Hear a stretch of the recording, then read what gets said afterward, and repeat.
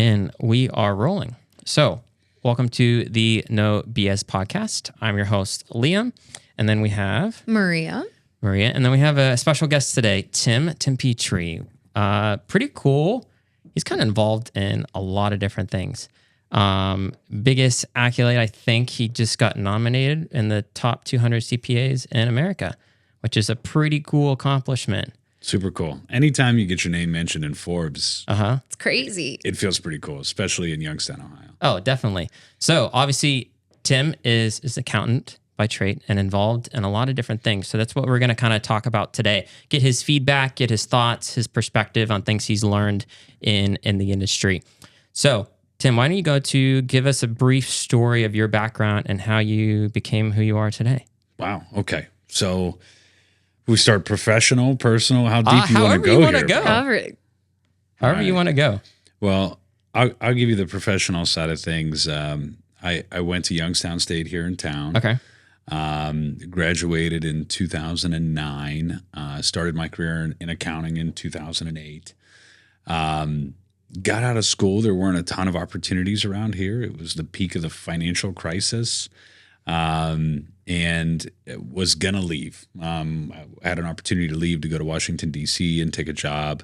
I was here working at the Blue Beacon Truck Wash. I was washing semi-trucks for about 6 years in high school and college. And I didn't really want to go back to washing semi-trucks. It was the grossest job that you could possibly have. And got introduced to this guy that needed some help at his accounting firm. I was answering phones. Okay. I was his receptionist. We had 3 other employees at the time.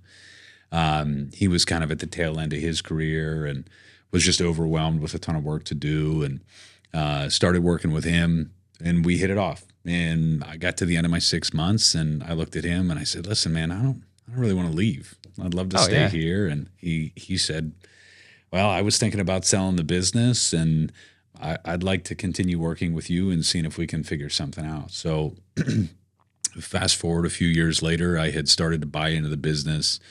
At about 25 years old, I took over the business. We had about 5 employees doing a couple $100,000 in revenue. 15 years later, about 80 employees doing $7-8 million in revenue in business in about 40 states. Have been, over the course of the last couple of years, we've changed drastically who we are and what we wanted to be long term, and got a lot of attention nationally. We were ranked as the #1 accounting firm in the country for women. We've received a ton of different cultural awards over the course of the last couple of years because we just wanted to try to do things differently. Mm-hmm. Like accounting is, when you think about accounting, you start to fall asleep a little bit, right? Like most people don't really view accounting as something that's cool. Or it's the most stressful time of the year. Yeah, I mean, everybody freaks out about their taxes, right? But, from my perspective, growing up extremely poor, growing up in a situation where, I didn't know what was going to be next. Accounting was stable, and it was safe, and it was going to be a job, and I was going to be able to provide for my family.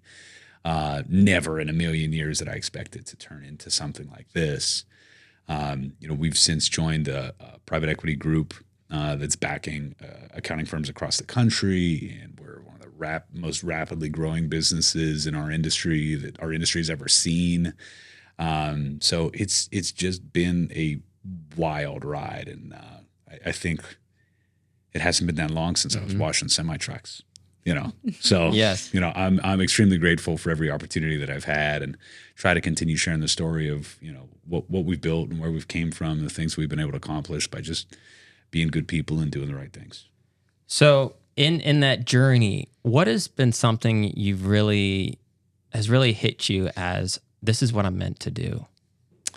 So, I tell this story. I have in my office, I have a fish on the wall. Okay. All right. And not like the fish that like plays songs and sings to you and stuff, but it was a fish that I caught when I was with a client. But that fish reminds me of why I do what I do in this business, because if you think about, I'm just doing tax returns, or I'm just filling out spreadsheets, or I'm just, doing the boring things that most accounting things do, there's not a whole lot of purpose behind it, right? But I remember I got a call from this client, and they were completely beside themselves. They didn't know what to do. The person that was overseeing their finances just disappeared, just left one day and left them high and dry. And I showed up and spent a couple of weeks there and got everything figured out, got everything situated, hired somebody, trained them, got the wheels moving, and they never really skipped a beat. Right. So the client calls me up and he says, "Hey man, I got a problem. I need you to come to my office." I said, "Okay, I'll be right there." So I drove over. I was there the afternoon. I walked in their conference room, and the guy he's a big outdoorsman. He hunts, he fish, he does all this other stuff. And I walked in the conference room, and it's covered. The whole table is covered in fly fishing gear and lures and bags and nets and all this stuff. And he says, "Listen, I just want to thank you. You have no idea what you did for me. You have no idea the impact that you made in my life.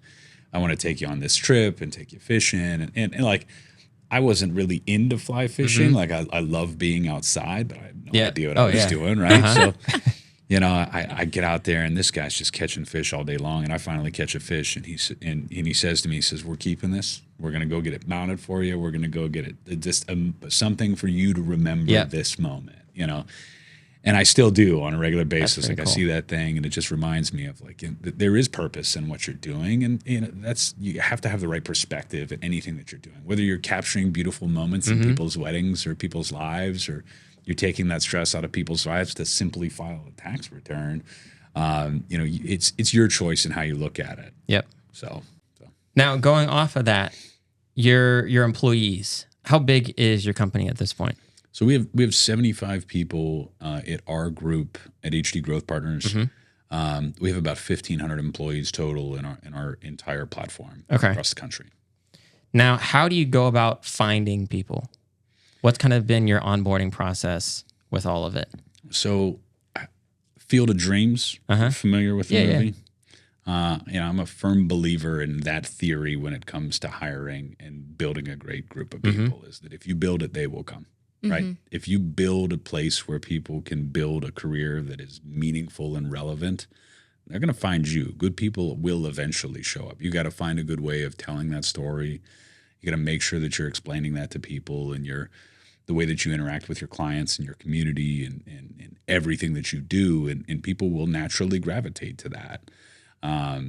But the biggest resource for us in terms of recruiting and finding great people are our own people. We have a great place to work. Our people love coming to work every day. They love the opportunities in their career, and they tell their friends. They tell the other people that they interact with. And that's been, there's no real secret sauce other than just doing it right. And people find you. And showing that they are valuable to what you're doing.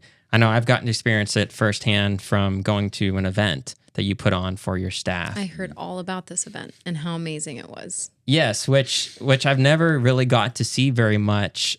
Someone at your level spending that much time and effort into your employees, but also making sure that if they need something, they know who to go talk to and they're comfortable asking questions.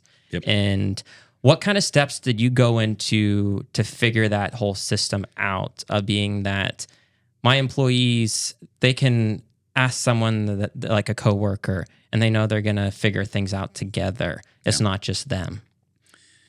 Yeah, I mean, the biggest part of it for me was that I just want to understand the rules of the game of anything that I'm doing, right? So, I feel like the phrase gamification is a bit overused now, but the idea is simple. Tell me the rules to the game. Tell me how to play the game. Show me that there is a way for me to win the game and level up, and then give me the resources to get it done. So, my perspective has always been, I employ adults. I don't employ children. I employ responsible people that have made investments into their career, into their personal lives. They've gone to college. They've, explored some other training to get them to the point that they are at today. So, I don't want to micromanage people. I just want to give you the rules. I want you to open the box of the game of life, and there's a set of rules to play the game, and you just have to follow it. And if you play the game right, and if you follow the rules and you do the things that are expected of you, you're going to win the game. You're going to make more money. You're going to find passion in your career. You're going to do the things that you want to do. So, I think that so many people just try to overcomplicate this process, right? And instead of giving people the rules They want to keep their thumbs on people, and they want to micromanage, and they want to make it riddled with subjectivity about how to grow and how to get promoted and how to make more money. And they want to play the politics game of, I want my employees to feel like they're my employees and they're my subjects and they're people that owe me something. My people don't owe me shit. You know what I mean? Like, I'm lucky that they're here. They want to work their tails off. We want to create something great together. And it's my responsibility to give them the path and to show them, hey, here's the rainbow. At the end of the rainbow is this pot of gold. And here's how to get there. I was lucky enough to have that. I had a guy, my mentor, my original business partner, that guy that I told you about that hired me to answer the phones in his place, Harold Davis. He showed me the rules of the game. And he said, do this over and over again, and you'll win. Yep. I feel lucky and blessed and grateful to be in the position that I'm in. But, in my mind, if I can do that for another 10, 20, 100,000 people, what does that mean? What kind of impact can I make? And then those 1,000 people, what are they doing for the other people around them? So do you quite literally have a step-by-step guide on how your employees can achieve set goals? Yeah. So we launched something last year called the Level Up program. Love it. Just as simple as, super cheesy Mario themed explanation of people is both qualitative and quantitative goals at every level within our organization. And every level in our organization is tied to a certain degree of compensation and bonuses and so on and so forth. And it just makes it very clear. Here's how to get there. We don't promote people subjectively. They have to apply. They have to get their colleagues to sign off on it. They have to have their direct lead to sign off on it. And they have to meet a certain set of goals. If you meet a certain set of goals and you get those sign-offs from your colleague and your direct report, you're good. There's no, you got to go in front of a panel. You got to be liked by this group of people or this, that, or the other thing. And our people have just grown to love it because it gives them the opportunity to have a life and to have some work-life integration because they can say, well, I don't have to just work endlessly because I don't know what the goalposts look like. I know what the goalposts look like, so that means if I accomplish this and I go home and I spend time with my children and my family and I don't miss any sporting events, as long as I know I'm meeting my stuff, I'm good. You're good. People just get pressured by that unknown. And then they think, oh, well, the only way to succeed is to miss all of those games and to miss all of those events and to miss all those things. And then they look back on their lives 30, 40 years later and think, what the hell was I thinking? Why did I do that? Why did I miss all that stuff for this job that maybe gave me an extra couple $1,000 here or there for, throwing all that time away? So I love it. That sounds amazing. Yeah. And I've always, I call it the 3 Bs. It's surrounding yourself with people beyond you, beside you, and behind you. So it's those mentors you looked up beyond you. It's the people you're partners with now that are beside you that you're working with, and it's the people behind you that you're teaching, giving them those guidance. Yep. What's something that you've learned from the people behind you that have come into your company? I think the biggest thing that I've learned is to just be more transparent. Like transparency is such a huge deal. Listening is such a huge deal. Is that, we've seen so many people come and go from our organization. There's, we've had great people that have come and gone. We've had great people that have stayed with us along this journey, but, their needs change. And the things that are important to them are different at different life cycle, different times in their lives. So, just those little simple things, just listen to people, ask them, and don't just ask them to feel like you asked, right? Ask them to listen, to want to understand, and to be genuinely invested in what they want, and then go do something about it, right? I mean, write it down, make it part of your goals. Those little things about when you pay attention to what somebody actually wants, and then they see you go and execute it, and they go see you make an effort towards improving whatever it is that's important to them. Those people want to fight for you. Those people want to go in the trenches with you and learn new things and build new things and create. I mean, being an entrepreneur and building things from the ground up, you got to have people that are excited about that uncertainty. Yep. That are in your corner. Right. While you're building the plane as you're flying it. It's a scary thing to do with people, and you got to have the right people around you to be okay with that. Then adding to that, what kind of advice would you give to someone that's starting a business from an accountant standpoint? Oh, man. A lot, right? A lot. It's a loaded question. Yeah. I mean, just be ready for the long haul, right? I mean, that's the thing that most people forget is that they see someone have some semblance of success. And you've seen the images and the things online where you have this, tiny little thing that's dipping the iceberg that's showing out of the water. And then underneath it is all the hard work and mistakes and things that you've made. You have to be committed to the long game. You got to be committed to the long game when it comes time to relationships. You have to invest in not burning bridges. There's going to be people that you're going to interact with along the way that you don't see eye to eye with today. But you don't understand what they're going through in their life. They may be going through something different, and that's the reason that you don't see eye to eye with them today. But down the road, that relationship's going to be important. So making long-term commitments to everything is that if you're not willing to do something for 10 years, don't do it. Don't make that investment. Don't leave your steady job because it takes 10 years to learn how to do something and to do it right. And you make every decision based on, is this the right long-term decision? And embracing delayed gratification is where it's at. I mean, if you look at anybody that's built anything of any real magnitude, if you look at the rules of Charlie Munger and you look at the rules of Warren Buffett, is embracing delayed gratification is where it's at. At what point do you see a lot of businesses fail? Like what year mark? I think that it depends on capital. I mean, the number one reason that any business fails is just lack of capital, right? And they're deploying their capital incorrectly. They underestimated how long it was going to take or how much money it was going to take. So, that can happen in 6 months. That can happen in a year. Generally speaking, that inflection point happens around 2 years, right? Because at 2 years in, you're getting more comfortable. You're learning processes, you're learning systems, but maybe you didn't adapt quick enough from that first year. You got to pay attention to your stuff. You got to pay attention to your pricing. You got to pay attention to having the right people. You have to pay attention to having the right. Even if you have the right people, if they're not in the right seats, you could still have a mess on your hands. Yeah. So if you're not paying attention to your numbers, and coming back to accounting, as boring as it is, if you're not seeing those things and being able to adapt, then you're dead before you start. Yeah. So I think 2 years is certainly a critical point. But I mean, if you're not paying attention the first 6 months, it could happen really quick. It just depends on the business. It depends on how much capital intensive kind of a business that you're in, the riskiness of your business.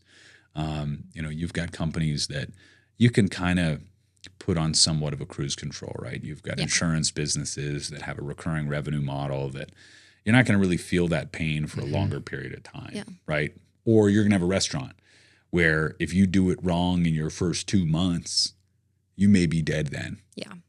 So it just depends on the riskiness of your business. But you have a pretty good idea of what's going to happen in your first year. Okay. Now, what type of businesses do you typically get to work with at this point? So our firm services business all across the board. And I made the mistake when I first got started was my ideal client was somebody that can fog a window if they breathed into it. You know what I mean? Like if they could show up to our office and bring their stuff in a bag, that was fine. You know what I mean? I was doing tax returns for truck drivers. I was doing tax returns for photographers. I was doing restaurants and hotels. And I was literally everywhere.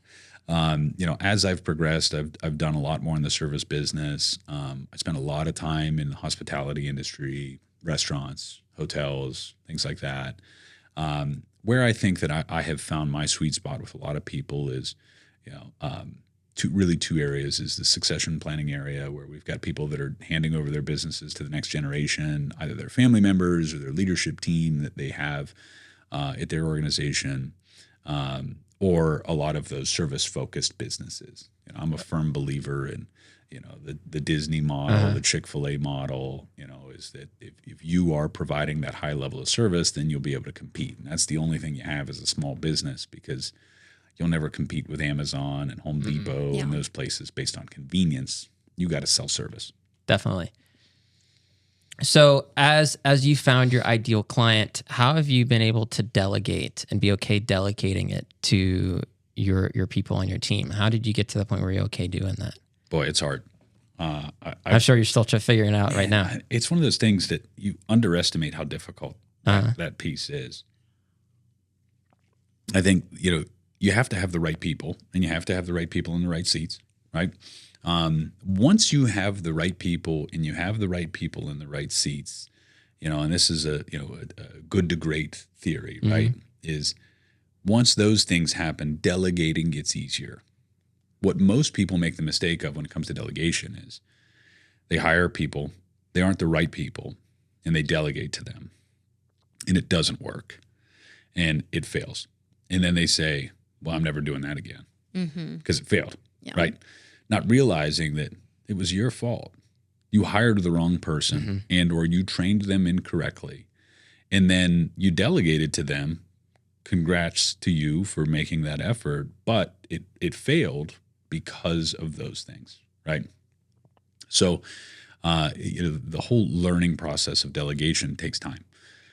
It's not something that anybody should expect to figure out right away. It is a journey. But the simplest approach that I can tell people from what I've learned over the course of the last 16 years in my business is it's gotten a hell of a lot easier to delegate tasks now that I have the right people and the right people in the right seats. So how long do you think it took for you to find the right people in the right seats? Well, in my circumstance, I think things were a little bit interesting from that perspective because I had very limited capital. Yeah. When I got started, you got to remember, I'm a Youngstown kid. I'm a Youngstown State guy. I put myself through college, washing semi trucks. Yeah. It's not like I had a pile of cash to support this business, right? So, we had to do something really special to attract talent.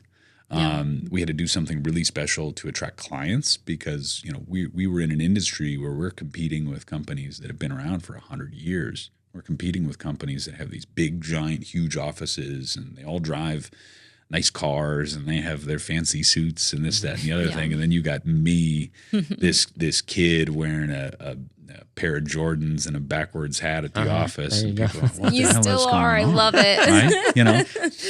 Right? So, from my perspective, because we were kind of bootstrapping everything, it took a lot of time. Yeah. But, you just have to stay dedicated. For me, it took 10 years. Yeah. It took an entire decade for me to figure that out. But, the slight disadvantage that I had was this was a completely new world to me. There have been very few people in my family that have been in business. There wasn't a whole lot of, ability to get mentoring from people to learn some of these things. So the advantage that I had was I was working with people and I could tell who was really successful, right? You can't lie to me. I look at your numbers. I file your tax returns. Yeah. I know who's doing well. So those were the people that I would just consistently ask, what are you doing? How are you doing this? I'd go visit their business. I'd observe how they managed people. I'd observe how they hired people. Not everybody has that opportunity, right? Not everybody has the opportunity to see that level of transparency and know who truly is successful, right? But if you're in another business, you have people around you that eventually you can tell, right? And those are the people that you want to sit down with and you want to ask them, what do you do? How are you doing it? And don't expect them to hold your hand. Ask them simple questions. What books do you read? Where did you learn how to do this? What training program did you sign up for? What are the things that you did? And most people that are truly successful in their own definition will share that information with you, right? They may not sit down and say, hey, come to my manufacturing facility. I'm going to walk you through how I make my widgets, right? Yeah. But they may give you that kind of information that you can kind of cheat your way through that process and learn faster. But it can take a ton of time. I think that if I were to start over today, knowing what I know now, after being in business for the last 16, 17 years, things would be different. I would be able to get there faster because I wouldn't have to have so many of those failures that I just learned from. But, you got to be willing and okay with failing and learning from it and evolving. And the faster you do that, the faster you'll be okay getting to that point. So what books do you read? Oh. So Give us like your top ones. yeah, I mean, I just got a stack of books from my private equity partners, and they're all pretty spectacular. Any of the Jim Collins books are great. I'm a Carol Zwick growth mindset kind of guy. I have Yeah, it's on your shirt. yeah, that's right. It's on a lot of shirts. I have read all of the shareholder meetings from Berkshire Hathaway. I consume a variety of different podcasts. One of my favorite podcasts is called How I Built This. Guy Raz from NPR interviews people about how they built their businesses, like Howard Schultz from Starbucks. Yeah. How did you do it? Why did you do it that way? So those types of interactions, when you can learn directly from people and learn from their failures, that's the kind of stuff that I'm most interested in. I'm not necessarily interested in, well, here's this scientific theory as to how to be successful. Yeah. You know what I mean? I want to understand, what did you screw up? What did you break? How did you break it? How did you fix it? That's the kind of stuff that I'm most intrigued by. Same. Yeah. Oh yeah, I'm starting to get really into reading books. I tried to. Yeah. It's hard to balance it during June when it's crazy season for us, but What's tough? You got to find your own way that you're comfortable consuming content. It's difficult for me to have the time to sit down and read a book. Same. That's my problem. I have 2 little kids. Yep. They're involved in a bunch of different things. I work a lot, whether it's at my actual job or serving my community or, any of those things. So sitting down and reading a book is not something that I'm in love with. I listen to a lot of books. Yep. I like to walk a lot. And when I walk, I listen to podcasts. When I walk, I listen to audiobooks. I drive a lot. I travel a lot. So I love to just to listen to information. I've taught myself a tremendous amount of information from YouTube. So, I mean, you got to get it wherever you can get it. yep, wherever you can fill it in. And some people love to read. Some people love that exercise of just sitting down and cracking open a book. But for me, it's hard. I'm like super tied into being efficient. Yep. So I My want to get mind's my always exercise going, in like, and reading yeah. at the same time. Oh I yeah. love efficiency. I try to sit down and read, and I'm like, oh, I could be doing this right now. Oh, let's work on this. Let's do that. Yep. I'm like, all right, I got through 2 pages. All right, Yeah, let's yeah. try something different. Yep. No, I'm a big podcast listener. Yeah. Especially, I've been driving a lot more. So it's been nice to kind of fill that time. Yeah. With kids, how have you started to figure out that work-life balance? So that was something to me that, like, when my wife and I have been together since high school. High school sweethearts. There We we are go. high school sweethearts. She deserves a trophy for putting up with my ass for this long. When we first talked about having kids, I was terrified. Yeah. I was, and maybe that's your, normal male approach to this thing, but I was scared because I didn't have any parents. I lost my mother when I was 4. Our dad left when our mother passed away. We were raised by my mother's siblings.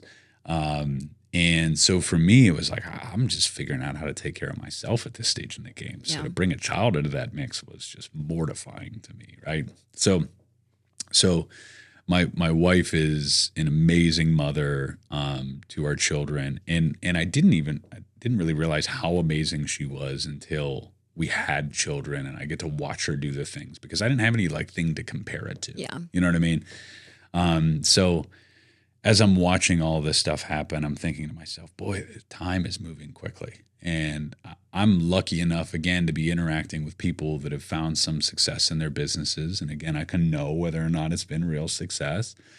And time again, I hear the same thing from my clients.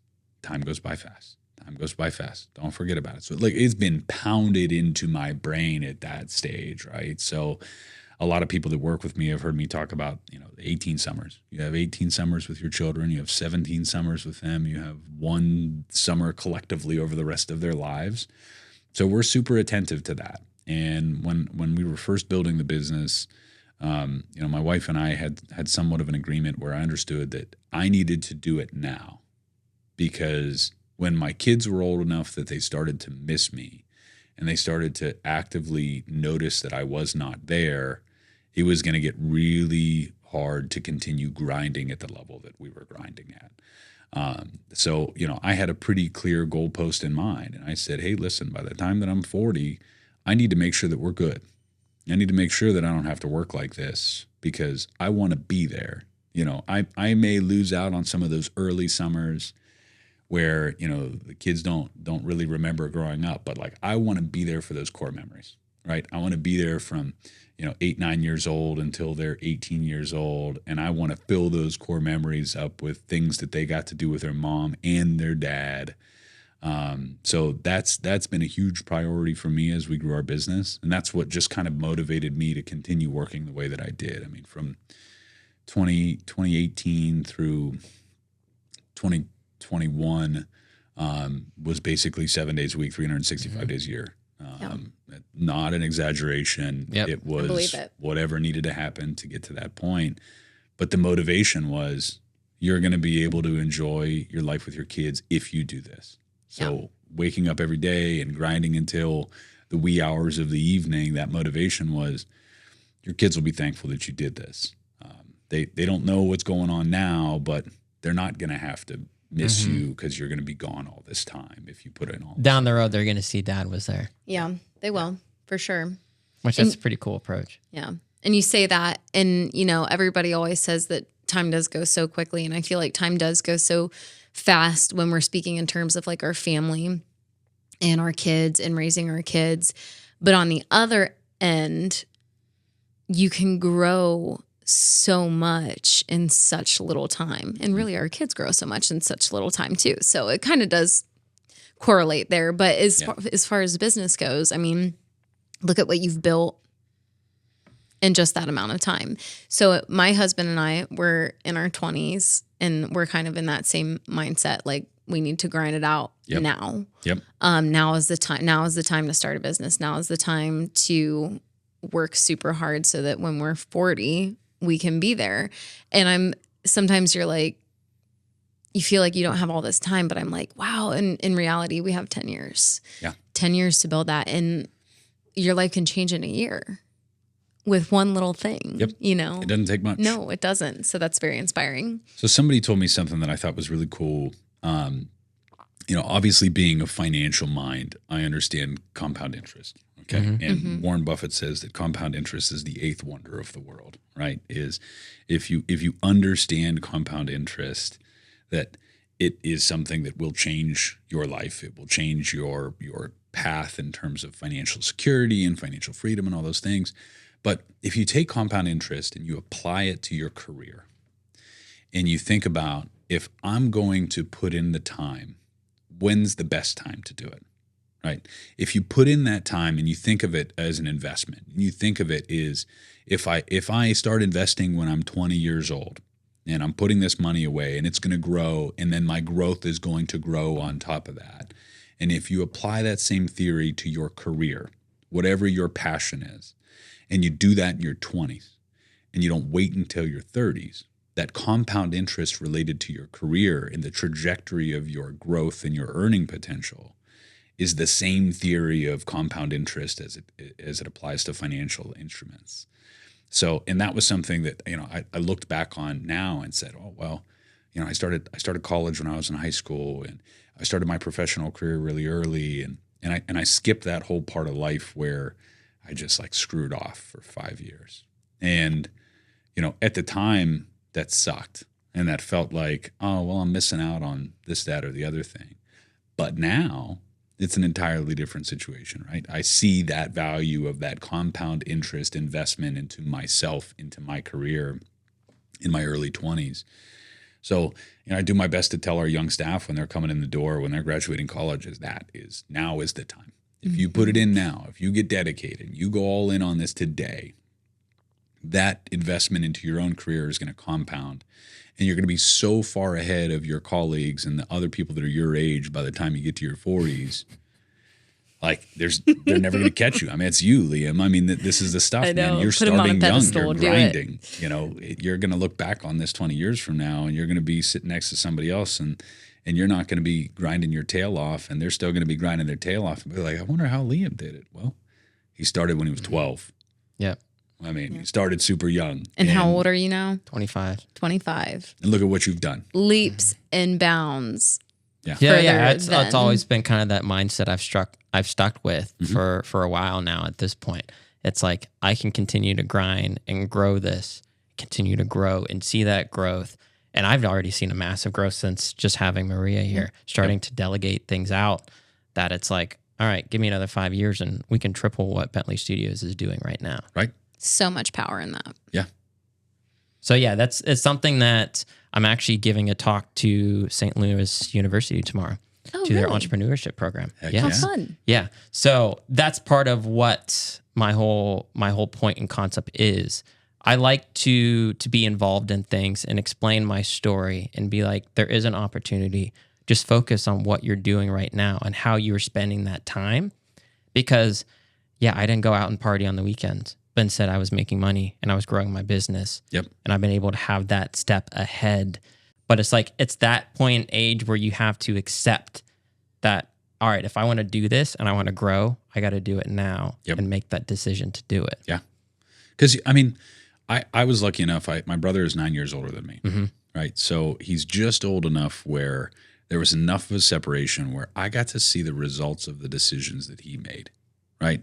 So I got to see him make the decision. And then a few years later, I was old enough and I was an adult to understand what that actually did, right? So he always kind of pounded in my brain because, you know, my brother and I have a very unique relationship. You know, when you lose your parents that young, Absolutely. you know, you're it.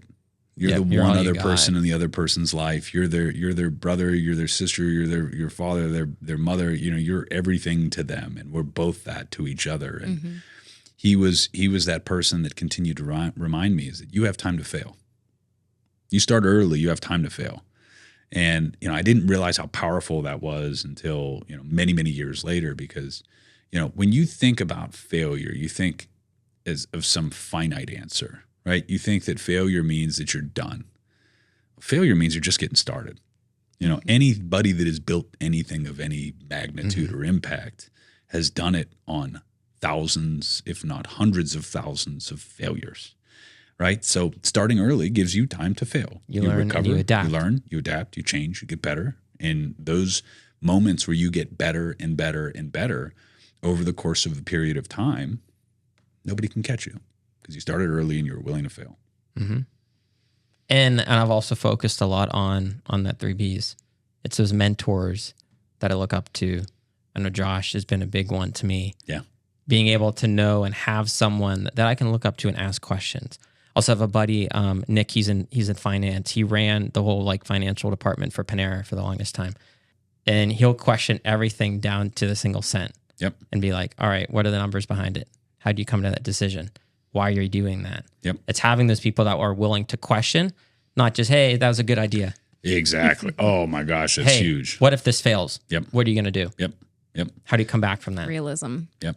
Yeah. I mean, I've got an interesting question that I ask my partners. You know, if something doesn't go right, you know, we have a postmortem. You know, and it's creeped people out a few times when I've used that terminology. Yeah. Postmortem, that means it's dead. It's like, no. This is after something didn't go well. We're going to sit down and we're going to learn from it. You know, and those are the kinds of things you have to do over and over again. And you got to ask your buddies, you got to ask those mentors, you got to ask the people that are important in your life, you know, those kinds of questions. Be comfortable having those kinds of questions. And people want to share. They do truly want to help. And you got to find those people and surround yourself with those people. Yeah, and be okay with people questioning what you do. Yeah. And not get defensive about it. Of course. Yeah. There's nothing wrong with that. What is one mistake that you have made that you still remember? And what did you learn? One mistake that I still remember. I think that naturally I believe that people are inherently good. Yeah. And I think that early on in my career, you know, people viewed that as me being naive or weak or this, that, or the other thing. And it took me a while to understand that that was not a bad trait. Yeah. You know, that was something that when I first started in business, that was something that people viewed as something that was not going to be good for me. It was not going to be an attribute that was going to lead to any semblance of a successful career. I needed to be meaner. I needed to be stronger. I needed to be tougher. I didn't need to be as transparent with people and share all those things. At the beginning, you look around and you see people that you think are successful, and you think that these people have done something of magnitude, and you put too much belief in what they say. Trust what you believe in. And I think that that's something that was a failure early on, that it took me a while to realize that, is that if you're passionate about something, stick with it, believe it, own it, learn from it. And if it doesn't work, then fine. But at least you stuck to something that you believed in. You had your values. You had the things that were important to you. And you didn't let somebody else's opinion sway that. That doesn't mean that you don't listen to anything that anybody says around you, but stick to your guns. As you've grown your business, I know you've also dabbled your feet in a lot of other businesses. How have you found that flexibility to do that, and find that balance of dabbling your feet in something else, but not letting the other business fail? Yeah, I mean, that's something that I've seen people make that mistake a lot of times, is that I tell people over and over again, is that you have your main course. You got to make sure that your main course is taken care of. You got to make sure that your main course is right. Once your main course is right, and you're consistently getting out that content and getting out that delicious meal to people on a regular basis, and you have the right people in the right seats, and you know that you could step away for a period of time and things are going to be okay, then you can start doing those other things, right? So the exercise for me was, we kept building the accounting and payroll business to the point where I was able to start to take some steps away. And I was always of that mindset, right? I mean, from the beginning of building that business, my mindset was always, hey, when I'm 40 and my kids are going to notice that I'm gone, I need to be able to step away from this business. So I started really early trying to build in the right mechanisms and things that would allow for me to have that freedom. And the best way to distract me, quite frankly, was, I'd get this business going and it was steady enough and it was doing the right things, and then I'd be able to step away and get into something else. And I'd learn that business and I'd try to master that. And I would do the same thing there. And then I'd move on to the next one, or I'd move on to the next one. But really was that, focus to make sure that it was okay, that it was right, and making sure that you still had the ability to keep an eye on things and jump back in when you needed to. And that's the advantage of having the background that I do, right? Being a classically trained accountant. I'm an entrepreneur before I'm an accountant, but the accounting allows for me to know when you see all the number back ends too. Yeah, I mean, you know when you got to jump in, and and if you understand it, you know that you don't do it too late, right? Because if you don't understand the numbers behind your business, and you're trying to do all these other things and grow the business and work on the business, not in the business, and all those things, you got to be able to pay attention to those leading indicators that are telling you the storm is coming. Right. If you don't learn that to be able to tell when the storm is coming, the storm takes you out. Right. You got to get your sandbags ready. You got to batten down the windows. You got to do all the things that you need to do when that storm is coming. And accounting is a cheat code to be able to do that. So I've been blessed to be able to get involved in a bunch of different businesses over the course of the last decade. But for me, it was always, I wanted to do things that I was passionate about. I never wanted to feel like it was work. I got involved in an apparel business, Youngstown Clothing Company, pretty early on, and met those guys selling T-shirts out of the trunk of their car, and I loved what they were doing. Like, at no point in time did I look at that business and say, I'm going to make a ton of money doing this. I just love it. I love what it stands for. I love what it means for our community. I love the feeling that I get when I can have a conversation with people about why they love this community. So, a lot of the things that eventually I started doing outside of my main business was because I was passionate about it and I loved it, and I wasn't really doing it for money. Naturally, money follows that when you do things right and you have the ability to structure things correctly. But, if you're doing things for the right reasons, then it gets a little bit easier to spread that focus out differently. What has been the biggest success story you've seen come through you? Obviously, as an accountant, you play a big role in helping them explain what they're doing, what things they could change. So obviously that was a big, I'd say, I don't know if I'd say it was a mistake for me, not getting the right accountant from starting out. Yeah. Not having someone that's willing, that's what I valued so much in you guys. You guys are willing to sit down, explain things to me, give me suggestions. Oh, you should try this. You should try that. Yeah. To help me see the business grow. And you guys want to see the business grow. Yeah. And that's what's been a big help for me in finding that, having that person in my court, knowing I have that help. Not all accountants, not all creatives, not all restaurateurs are created equal. Mm-hmm. Okay. In our business, we were forced to be different, right? We were forced to look at our competitors and say, how do we edge them out? How do we get ourselves in a position where people are going to pay attention to us? And we always focused on creating an educational platform for our people. We never really viewed ourselves as accountants. As cool as it might sound to be an accountant, that wasn't something that was like, we want to create this accounting business. No. You want to wear that suit. Yeah, right. Yeah. We wanted to be advisors. We wanted to be people that, when you come to my office, you're excited about being here. When you get a phone call from me, you answer it. You're not ducking me because I'm asking you for paperwork to file some report or this, that, or the other thing. You want to talk to Tim or one of the advisors on the team and say, hey, how can this person make my business better? So that was something that was really important in the early stages for us. But, I got a handful of great stories of people that, we started working with pretty early on. But one comes to mind where my business partner was still in the business, and it was still pretty early on in our business. And one of his good friends gave him a call, and he said, hey, my son's in trouble, and he needs your help.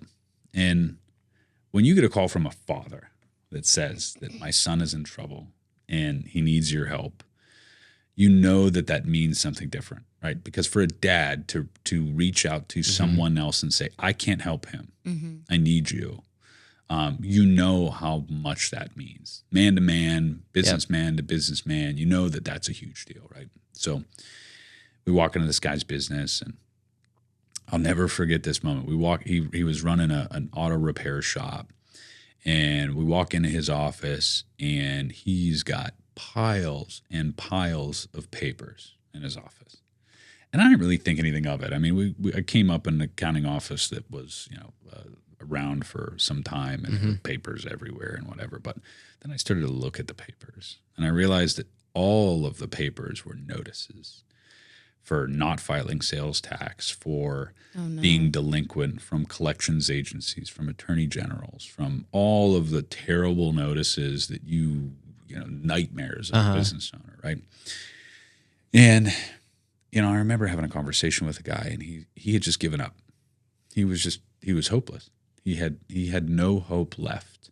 He had interacted with a previous accountant who, told him he was handling everything and said he was paying everything and took his money. Did nothing.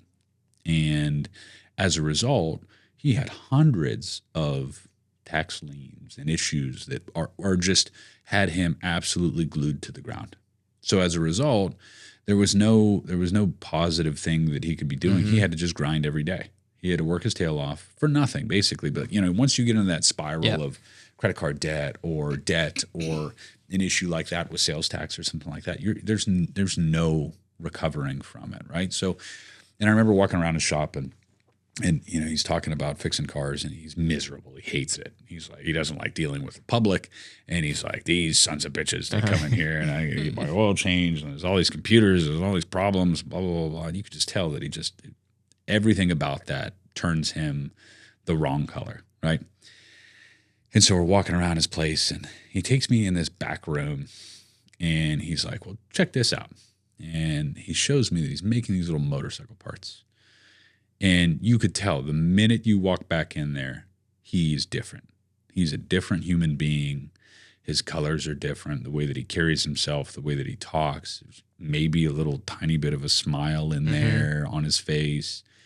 And you just saw that there was something there, And so, we decided to start working for the guy again, because at the beginning, I'm taking any client. Yeah. You know what I mean? I had no hope that this guy was ever going to be able to pay, but I was going to learn, and I was going to figure out a way to make him a good client, right? I was going to get him unburied from this stuff, and he was going to be one of those stories that I could tell in a situation like this today. And it was one of those things where I knew that if we could help this guy, We help We anybody. can do anything. There's nothing that we can't accomplish, right? So, we sit down with the guy and we talk through, what we're going to have to do. And it's going to be a painstaking process. And I'm going to put in all the work and I'm going to deal with all these notices and don't even look at them anymore. Just give them to me. Just give me every single one. And I would get boxes and boxes and boxes of notices and endless amounts of hours on the phone with all these agencies and blah, blah. And we could never bill them, the amount of time that it took to clean all this stuff up, right? And so eventually we get a year in and we start kind of chipping away at some of the stuff and finally sit down with him. I said, listen, you got to stop fixing cars. You hate this. This is never going to work. You're never making enough money. You're never going to get out from under this debt. Why don't we try something different? Why don't you do the thing that you love? And at least if you're not making any money, you still get to do what you love because you ain't making any money fixing cars, right? We know that. You're never getting out of this hole. So he decides to go all in and he says, you know what? You're right. I'm closing the auto mechanic store down and I'm going to go all in all these motorcycle parts. And, we sit down with him, we talk through, all the things he needs to pay attention to and what he needs to do. And he wants to start selling online. And I'm excited about that, right? Because now we're talking my language. Mm-hmm. I can't tell you shit about fixing a car. You know what I mean? Righty-tighty, lefty-loosey is about as far as I go when it comes to mechanics, right? And so, we continue to sit down with him and just for the last for about 10 years, continue to meet with him and help him grow this business and work with him on the website, the web developers, the profit margins, the marketing theories, all the stuff. And just see this guy starting to slowly change year over year. And then about, I think it was, I don't want to say 7-8 years into this journey with this guy, his business crossed over the $1 million threshold. Wow. Another year later, he paid off all his debt. Another year later, he started to actually put money into retirement accounts. And you could see every year, every meeting, everything changing with him. Like he has hope and he has purpose and he has something that he's passionate about. And then a couple of years ago, he brings on another guy who he starts teaching how to do what he's doing now. And now he's got this whole nother journey where he's mentoring this young guy and teaching him how to take over his business. And it's so cool to be able to watch someone's journey through that process and to be able to sit here and say that, even if I was a tiny little bit of that, if I got to impact that person's life from I give up to I can do anything, just being a part of that is as good as it gets. I don't care if you're an accountant, if you're a podcaster, if you're a mechanic, if you're doing literally anything. If you get to be a part of somebody's journey to make that transition for them, it's about as good as it gets. That's what gets you up in the morning. Yeah. That's awesome. Yeah. Those stories. That's pretty cool. What else has you seen change in your journey over the past 17 years? Obviously, things gradually adapt and change, especially with taxes. They change all the time. Oh, yeah. What's been like the biggest transition you've seen from the start till now? What I think is interesting at the beginning of your career is that, you make this transition from being the young, inexperienced person to the person that everybody wants to follow relatively overnight. You don't see it coming, right? One day, I woke up and I looked in the mirror and I had a shitload of gray hair and all of my hair was falling out. And I realized, I'm the old guy now. I'm no longer the guy that is getting turned down for meetings because I'm the kid. For many years in our industry, I was called the kid. They said, just call the kid. He'll come out and fix the problem. And then all of a sudden something happened. I became the old guy. But that's a weird state of momentum where in your early years of your career, you're relatively unknown. You're grinding and you're grinding, you're grinding. And like I'm in that zone. Like I still view myself as the kid. I still work like the kid. But when I walk into my office, I sure as heck I'm not the kid anymore. You guys are in this stage now where you were born in the 2000s. I have all these people that work in my office that are born in the 2000s. I'm like, holy shit, when did I become the old guy?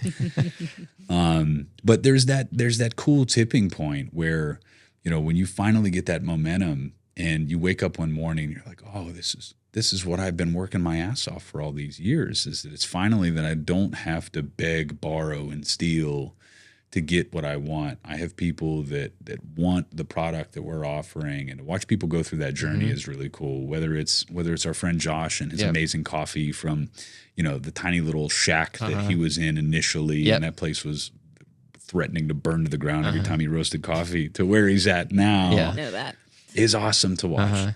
But it happens quick, and it happens overnight, and you kind of put yourself in a position where you look back and say, I don't even know when it happened, but it did. And where do you hope to see everything grow from this point on?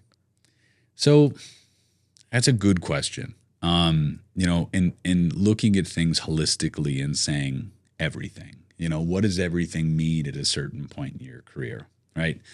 I've already far exceeded any of my professional career expectations. I never in a million years thought that I'd be in this position at this age. But now, my goals are different. Right. The goal was, for a lot of those years, was I just need to be financially secure. I just need to have freedom. I just need to be able to do what I want to do. And now that I have that, and now that I have my own individual relative sense of financial freedom, the goals are different for me. It's no longer, well, how much can I make, or what can I build? Is what can we build? What can we do in this community? How can we make Youngstown better? How can we make this community better? How can I make this a place where my kids want to grow up and be here for the rest of their lives? How can I put them in a position so that they can take the next step, where they can potentially change their zip code? I changed my zip code from, government cheese to being able to live in a wonderful community. And, what if I could allow my children to go to Harvard or be the president or something? That wasn't an option for me, as much as you might, think in that semblance of, naiveness, is that, anybody could do that. No, not everybody can do that. There's a lot of things that have to happen, and a lot of support that you have to have in order to accomplish those magnitudes of those goals. But, being able to see the people around me be successful and build other people into successful people and tell more stories, like the auto mechanic that built $1 million business, that's where it's at for me now. It's no longer, how big can we grow our business? It's how many people can I impact? Yep. How many millionaires can I make? And that's the stuff that gets me going every day. It's awesome. That's pretty cool. Some good stuff. What's a passion project you're working on right now? So my passion project currently is funny, because my partners make fun of me a little bit for this one. I mentioned the fact that I read through the Berkshire Hathaway shareholder meeting minutes, and what I'm interested in now is taking all of that information and making it in a way where kids understand it. Okay. So Love it. taking all of the learnings and findings from things like the Berkshire Hathaway meeting minutes, and or those Howard Schultz stories, or the Ben and Jerry stories, or the stories from How I Built This, and turning it into kids' books. Love it. And teaching these kids how to build that foundation early, so that they can change the world. So I have a little AI powered kids book that we're getting rolling now.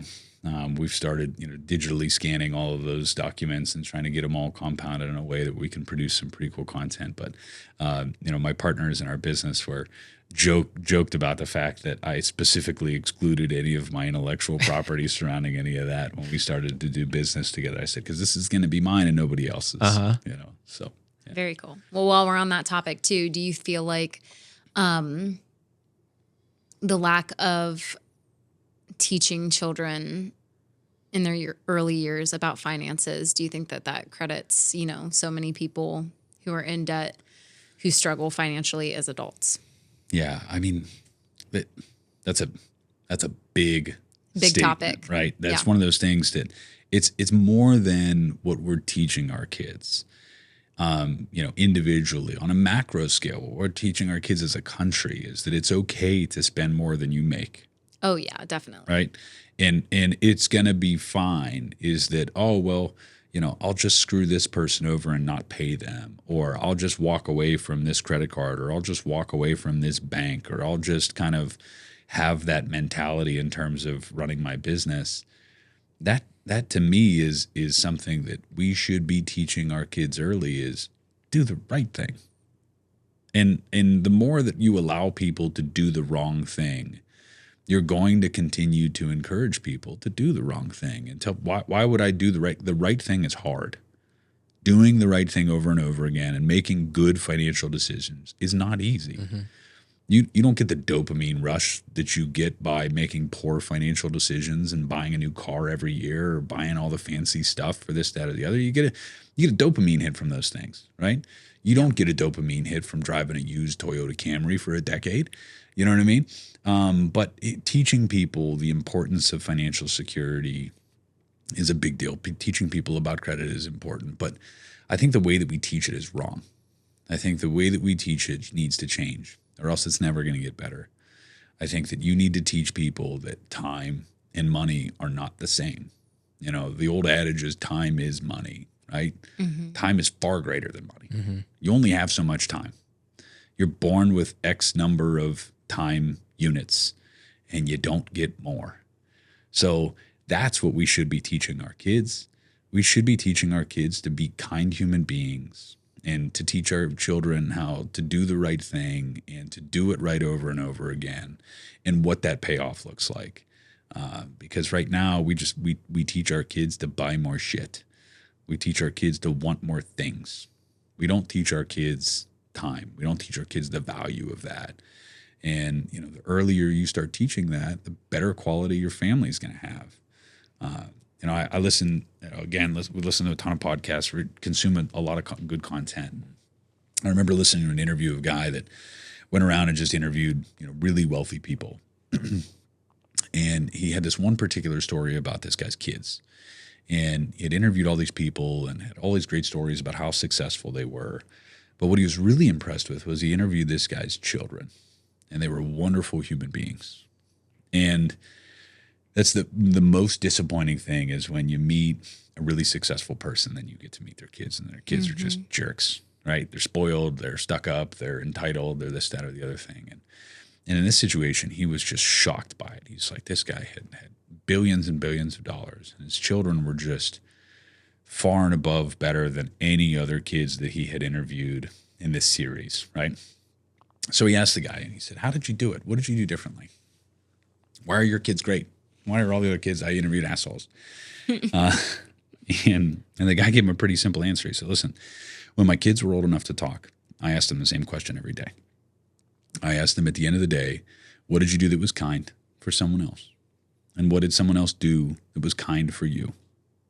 And what that did eventually was it programmed those kids to look at the world differently. They're no longer looking for the bad stuff. They are intentionally looking for the kindness in the world every day. They're intentionally looking for how can I do something that's kind for someone else? Or they're appreciating something that someone else did for them that was kind. And that's the ability that you have to change the way that your children view this world. And that's changing the world. Right. As far as I'm concerned. Yeah. So those are the things that we all need to be doing better. It's not just about that. teaching people about taxes early, and it's not teaching people about credit scores early, but it's teaching people about time and kindness and how to be good human beings. And those are the things that will far greater impact the quality of their life than understanding, taxes and money and this, that, and the other. Yeah. Can I ask a could get political question? Sure. We I'm can here cut for it if you wanted. It's good. How do you feel about student loan forgiveness? I don't think that there's much political about student loan forgiveness. Yeah, I suppose it could be. There, yeah. Listen, for a guy like myself that made all the sacrifices, right? I put myself through college. I paid for my own school. I had the opportunity to go to Ohio State, Cincinnati, Xavier, all the schools that I had applied for, but I went to Youngstown State because I could afford it. Bingo. I went to Youngstown State because I knew I had a job. because I know I could put myself through school. And I was very intentional when I went to school about getting a job that would be a good return on my investment. Yeah. And I knew that I would not have to worry about paying back my student loans. I went to school for business. I started in pre-med, but then transferred to business when realized I was terrified of blood. Yeah, that won't work too much with pre-med. But either way, it was like, listen, I knew that whatever I was going for, like if I'm going to college, I know that I better get a good job so I can pay for this. Yeah. Right. So I think that, there's parts of me that look at that and say, why am I going to be penalized because I made the right decisions? Right. I went to school. I was cognizant of those things.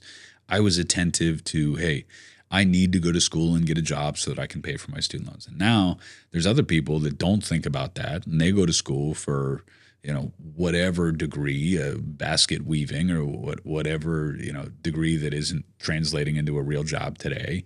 And those are the people that are ultimately stuck, right? They're getting out of school, they're getting a job making $50,000, and they have $150,000 worth of student loan forgiveness. I think that there needs to be something different. I think that student loan forgiveness by itself is not the answer. I think that there needs to be some type of a savings platform. There needs to be some type of program that you go through that earns you the ability to achieve that forgiveness. Yeah. Because if we don't, again, we're coming back to the idea of just teaching people that somebody's just going to bail you out. Yeah. In the real world, you can't survive on that. You can't keep doing that, because if you start to continue compounding bailout on top of bailout on top of bailout, we're going to be at a problem, right? And people aren't going to learn from those mistakes. We talk about learning from your failures and learning from your mistakes in business. The same thing should apply in college, right? You went to school. You got $150,000 worth of student loan debt, and you got a job that's only paying you $50,000. You better hustle. You better grind your ass off. You better figure out a way to get it done, right? There are ways to get that stuff paid off. You can pick up the second job. You can start the side hustle. You can start, doing all the other things on, selling products on the internet, or teaching yourself a new skill, or upskilling yourself. And like we talked about earlier, teaching all yourself the things you can teach yourself on YouTube, right? Now, I think that programs like student loan forgiveness are valuable for people that need it and deserve it and have circumstances in their life that put them there, right? Yeah. They have a disability or something happened in their family and they had to go back and run the family's business because mom and dad got sick or this, that, or the other. That's very true. There's plenty of those situations where student loan forgiveness is fair. But to just blanket say we're going to forgive student loans for nothing, it just continues to encourage people to do things the wrong way, because then again you're that person, you're that man, you're that woman that has done everything right and has made those sacrifices and lives in that 1-bedroom apartment in a shitty neighborhood, or drives the crappy car, or doesn't go out to eat like all your friends are, and you're not posting on your Instagram about all your fancy vacations, and you're just putting your nose down and grinding. And then those people that don't care are getting their student loans forgiven. What does that encourage in this country? Yeah, there's that disconnect. That doesn't encourage greatness. We're the greatest country in the world. We should encourage people to be great. Yeah. So, I don't necessarily disagree with it. And I don't necessarily think that it's as much of a political conversation. It's a political weapon. It's something that people are using to, they're politicizing a topic that doesn't need to be politicized. Yeah. But that's a great example of something that our country's just gotten used to, is spend, over leverage, over leverage, and then be a victim. Yeah, right. Yeah. You don't need that. But that's a path that, we have the power to change, right? You have 4 little human beings at home that you can change that with. I have 2 little human beings at home, the people that listen to this kind of stuff and the people that interact with the people that you're accustomed to doing business with, and you can continue sharing those stories. That's what's going to change that. The system's not going to change it on its own. Yeah. Transitioning your business, do you hope your kids will follow in your footsteps one day? Oh boy. I've thought a lot about that, and my kids say now, they're like, oh, I want to go work at dad's business. I want to go work at HD Davis. I want to go work at White Glove. I want to go work at this, that, or the other. I want my kids to be happy, and if that's what happiness looks like to them, cool. I want them to have the ability to find what makes them happy. I feel like in the one sense that I was really lucky was that I got into this business and I enjoyed it, right? Not many people can say that. Not many people are blessed enough to be able to go to work go to work every day and say, I like what I do. I feel purpose in what I do. This fuels me to be a good human being. I was lucky to have that early on. Now, I think that was pure luck. Some of that was, circumstance and perspective, because I said, anything is better than what I was doing, and I loved it as a result of that. And I looked for that silver lining and found my own way to find my own purpose in something. But my hope is that my kids won't have to make the sacrifices that I made. Now, the terrifying part of that is that my kids won't have to make the sacrifices that I made, right? It's a double-edged sword. Is that, I don't want them to get pushed around by people that, had a rougher life than them. I want to prepare them for the fact that the world is a harsh place to live and that it's not easy. So, that balance as a parent is extremely difficult, and something that, I juggle every single day. Is I want to prepare them, but I don't want to break them. Yep. And I don't want to be the person that shows them that the world isn't sunshine and rainbows, right? I don't want to be that guy. But at the same time, I don't want that to happen to them when they're away from me, that I can't help them deal with it. Yeah. Right. So again, that dichotomy is crazy of trying to deal with that as a parent. But my hope is that my kids will be afforded the opportunity to be able to look at things and say, I love this. I want to try this. I love this. I want to learn more about this. I want them to have a thirst for knowledge and a thirst for self-improvement and a thirst for how they're going to make the world a better place. And if I've done that, it checks all the boxes. Yep. Absolutely. That's pretty cool. If you could go back and give your 16-year-old self a piece of advice, what would that be? Oh, I think back to my 16-year-old self. And you make a lot of mistakes at those times in your life. And I think the advice that I would give myself is that there are certain things you can't unsay. And there are scars that you can leave in people that never go away, regardless of how old you are, right? And that's the thing that, you have a lot of perspective on in hindsight. And as you get older and as you become a parent and as you become a boss and as you become a leader and a mentor of other people, you don't realize how much damage you can do by the words that come out of your mouth. And, I realized that relatively quickly in my professional career, but, there was a lot of those years between, 16 and 21 where I was angry, and a lot of people are angry at that age. They're confused. Things are happening that you don't understand. But, in my particular situation, I was mad. I was mad that I didn't have what the other kids had. I was mad that I didn't get to feel the things that the other kids felt. And as a result, I was not kind to people that were kind to me and that did a lot for me in my life and said things that you can't unsay. Yeah. And said things that impacted those relationships long term. And, I love those people very much that I said hurtful things to, and they still love me, and we still have good relationships.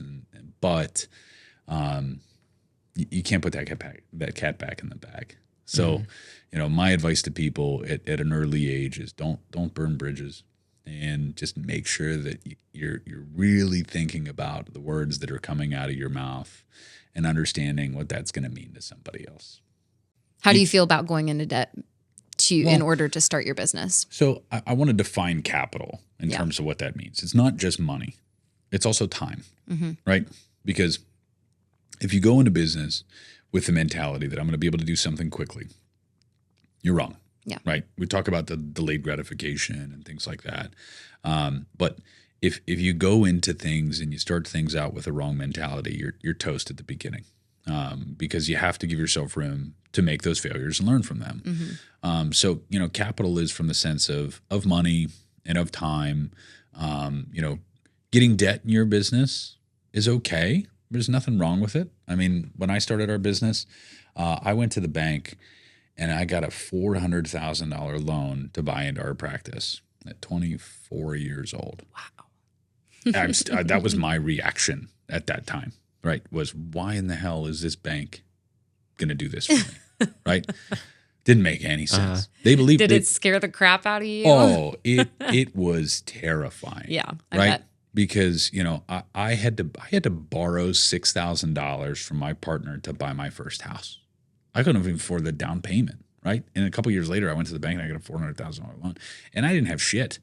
I mean, I had a personal financial statement that had a negative number on it. Like there was no logical reason from a financial standpoint that bank should have done what they did, right? But they believed in me. Yeah. I sat down with them. I had my stuff together. I had my plan. I had everything ready to rock and roll. And they saw that, and they took a bet on me. And that bet paid off well for them. That bet paid off well for me. But my partner used to always tell me, he said, debt is a good thing. It gets you up early, and it makes you stay up late. And my perspective is, again, if you're going to do it early. Yeah. Right. But don't do it until you have a conviction, because if you go get in debt and you go and pile something up and you don't have one single thing that you're focused on being great at, then the likelihood of that being successful is very, very low. Right. Because if you go to the bank and you get out this debt and all of a sudden you're trying to work on a million different things all at once, that stress is going to eat away at you. Yeah. It will make you wake up earlier. It will make you stay up late. It will make you, not take care of yourself. I put on, in my first couple of years of business, I put on 100 pounds. And because I didn't care. I wasn't even thinking about myself. I was thinking about, making that investment early and paying my loan payments and making sure that I didn't fail. And that sheer fear pushed me into figuring it out. But doing things without the right capital and understanding, hey, listen, this is going to take money, and this is going to take time, and this is going to be my investment of hours and days and weeks of my own time with my family and my friends and this, that, and the other. That's the mistake that people make, is that they think, oh, I could start this business, and I see these people posting all these cool pictures on Instagram, and I'm just going to do that. Fast money. Yeah, and I'm going to work 4 hours a week, and I'm barely going to put in the effort, and I'm not really going to risk anything, and I'm not going to teach myself things, and I'm not going to go to the seminars and read the books or listen to the podcasts or watch the YouTube videos or this, that, or the other. Then you're set up for failure, right? But dedicating that capital of your time and dollars to learn and teach yourself the things early on, that's the biggest thing that we try to encourage people to do right out of the gates. Love That's it. pretty cool. Yeah, I do like that. Anything else you'd like to add? I feel we covered a lot. We did. Yeah, I think we went all over the place. This was good. A little bit everywhere. Yeah. We're hour 22 in. I dig it. I blacked out for a minute there. It's good.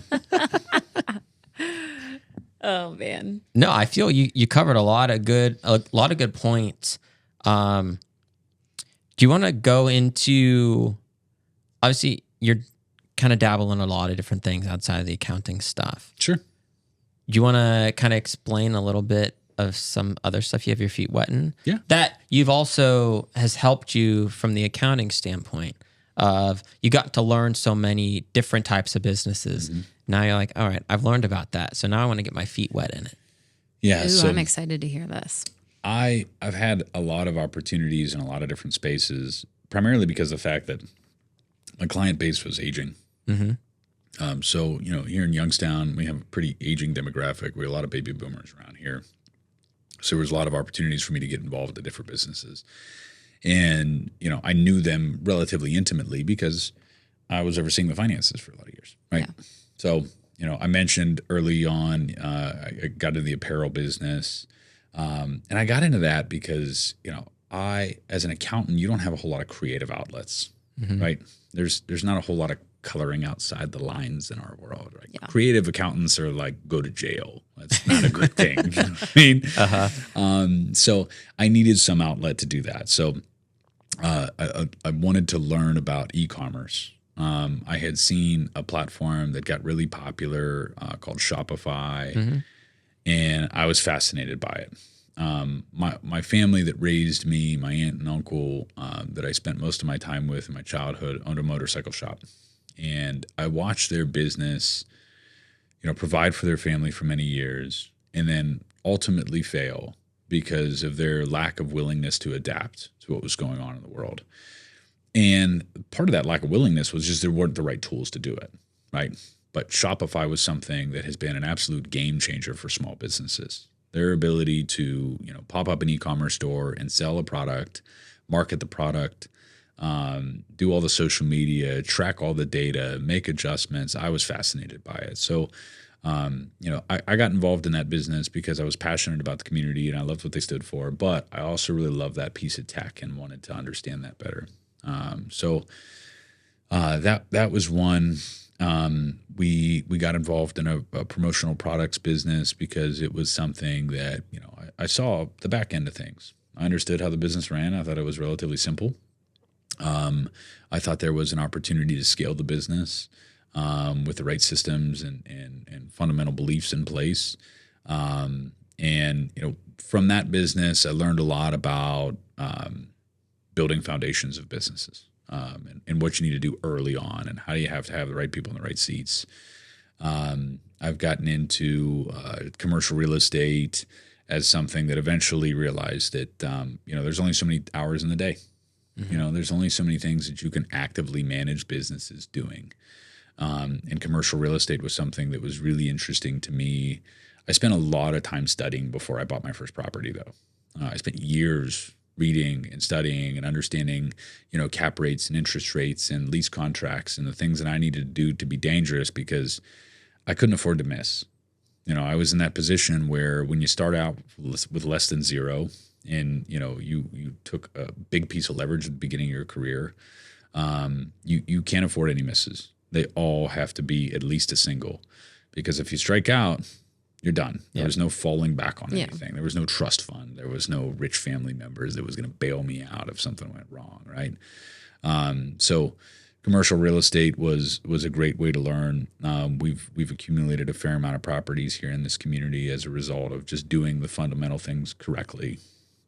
And then we've had some fun with some other stuff. I mean, we went as far as we started a bounce house company. We have these giant inflatable obstacle courses. And I remember my friend approached me about it, and he said, "Hey, I want to start this business." And I said, "Well, here's how I would do it if I were you.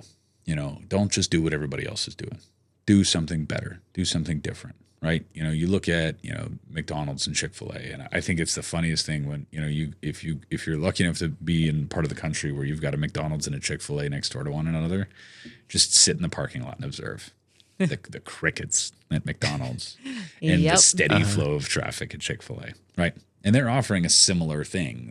The quality of the food, albeit Chick-fil-A is markedly better, but there's still, a relatively high volume production food. But one is clearly doing something drastically better than the other, right? So he approaches me about doing this bounce house business. And I said, well, if I were going to do it, this is the way that I would do it. And he said, well, I don't have the money to do it right. I said, well, I'll get involved with you and we'll do it right. And if it doesn't work, it doesn't work. But at least we try to do it the right way, right? So we learned a lot about importing. We bought a lot of things from China and learned how to ship it here and learned how to interact and learned the terror of wiring money to China and wondering if something was ever going to come back. Oh my. But those are the things that you've got to embrace and you got to be willing to try and do because that's what you learn for the next thing. Right now, when it comes time for me to start the next business where I need to be comfortable importing products from China, I'm good. I'm not terrified by it anymore. I'm willing to hop on a plane and get over there and check out the manufacturing facility and do what needs to be done, right? And learn all of the things that come from customs and all those other things. But, that business has been a boatload of fun, especially because of the fact that, my kids love it. Yeah. They, of course, we have these inflatable slides that are like 40 feet tall. You get to the top of them and you're terrified. The kids have no fear; they don't No care. fear. Oh yeah. So we've done that. We have a couple of interesting angel investment kind of plays that we get to watch people kind of come here and pitch their concepts and their ideas. We made some really cool investments from that perspective. One of the ones that I was really excited about, but we didn't ultimately get to invest in, was of a friend of mine that runs an accelerator program in Tel Aviv. His family was from here in Youngstown, and the guy is just one of the smartest individuals you'll ever meet. And we have a business incubator here in town, Youngstown Business Incubator, and I see that they're going on this trip to Israel. And I say, hey, I got a friend out there. I want to get you connected while you go out there. And they get connected to my buddy, and it turns into this cool relationship where they're bringing businesses back here to Youngstown because, in Israel, like their main economy is startups. And they have a ton of entrepreneurs, and they're just building new things and creating new ideas. And Really? they brought this guy here who had this really cool idea. And I sat down and I said, listen, I love this concept. I'm going to get you in front of some potential investors. I think that this is really neat. And he was printing with conductive ink. So instead of imagine you're a car guy, right? You take the panel off your door, you take your dashboard off, and you see all of the wires, right? Conductive ink would allow you to eliminate 100% of those wires, right? Because the metal conducts the electricity, and you can just print it alongside the door or print it inside the dashboard. So it was going to be an incredibly disruptive piece of technology in the auto manufacturing business. But we brought him here to Youngstown, and everybody just stared at the guy like, we don't get it. We don't understand it. And I'm sitting here thinking, I'm like, God, it reduces the weight of the car by 40%, the emissions, the gas, all the blah, blah, blah, blah, blah, things that would be amazing and change the world. And people just didn't get it because it was so different, right? But those are the kind of things that have just been a blast to be a part of, is understand that, people make a living doing so many different things. We have a client and someone that we considered investing in that makes curbs. Sounds remarkably boring, but they've got a great business, been around for a ton of years. It's like a giant Play-Doh machine. You dump the concrete in and it spits out a curb. But those are the Pretty things, niche. you walk past every day and you don't realize, those bricks out there, the things that you walk past and take for granted, someone is feeding their family doing those things. Yeah. Very So true. we've got involved in a bunch of different other businesses, but it's just every single one has a cool story, has a cool process, has a cool system, and just kind of peeling the layers of the onion back and understanding how those things work is just something that's always been fun to me. Love That's it. pretty cool. Any other, or an hour and a half? Yeah. Any other last pieces of advice, note you want to end on? Got a favorite quote? Ooh. Favorite quote? All right. Yeah. So my former partner, riddled me with a lot of wonderful quotes. He was a full-time accountant, part-time harmonica player, part-time Rodney Dangerfield impression guy. Okay, so he's got a cool combination. Right. So all right. You hear him say things and you're like, oh man. And then you just don't get it until later. But for a lot of years, he said this phrase. He said, it's trash till it's cash. And you start thinking about what that means, right? Is that when you're in business, you make a lot of decisions on a regular basis. There's a lot of things that come up. There's a lot of opportunities. There's a lot of things that you're teaching yourself, but it doesn't mean shit until it's real, right? So, I think that that's the thing that we put in front of people on a regular basis, and we continue to challenge them, is that it is trash till it's cash. Until that money is in your bank, until that product is sold, until you've done all the things that you need to do, until you've made all the investments that you need to make, until you're actually doing the things that you set out to do, it's trash till it's cash. There you go. And we will leave you with that. There you go. There we go. Well, thank you everyone for Yes, listening to thank this you. episode. We'll make sure we leave Tim's website in the bio so you can kind of look and see what all he is involved in at HD Davis. I'm about to hire him. So There we go. Here we go. jump Awesome. on board. Thank you, Tim. Appreciate your time. Yes, Thanks for having me, guys. Yes.